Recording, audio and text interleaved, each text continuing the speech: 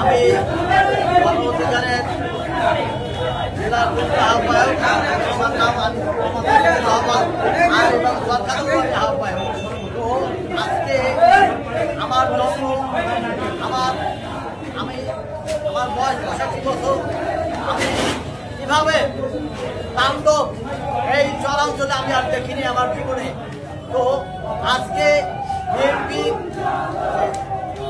সন্ত্রাসী বাহিনী, আমি এবারে দল বলবো না, এরা এই দেশে সন্ত্রাস বলে আখ্যায়িত করে একটি যে ভাঙা এই যে দাও পাইছে যে কোপানের ফলে ভেঙে গেছে, এই যে অফিসের যে অন্যান্য ছিল চেয়ার টেবিল এগুলো ভাঙছে। এই যে আমার বিশ্বাস ইউনিয়নের পাশের ইউনিয়ন চরকাজল, আমি এটা দেশবাসীকে দেখানোর জন্য আমি এসেছি এবং আমার এই অফিসগুলো আমি ভিজিট করবো। এটা প্রথমেই চরবিশ্বাসের পাশে চরকাজল একটা অফিস এসেছি।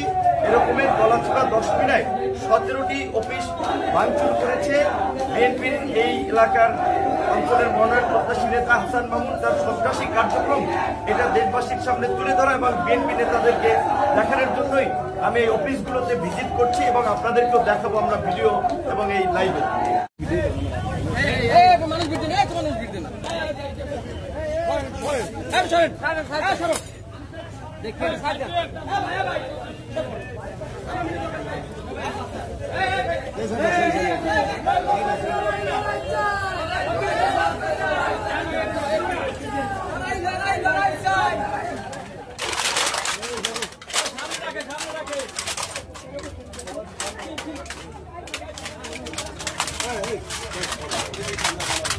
ভাঙচুর করছে কারা? ভাঙচুর করছে কারা? আর রোবেলা তার গ্রুপ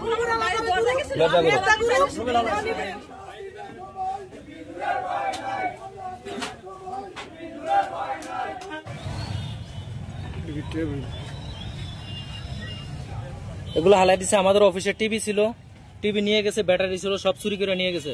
এই যে আমাদের চরকাজল 8 নং ওয়ার্ড হাজিরাট বাজার, আমাদের এই ক্লাব রাত্রে আইসা ভাঙচুর কইরা ব্যানার ট্যানার সব পুড়ে ফেলাইছে। গতকালকে রাত্রে আমাদেরকে আমাদেরকে হাজিরাট বাজারে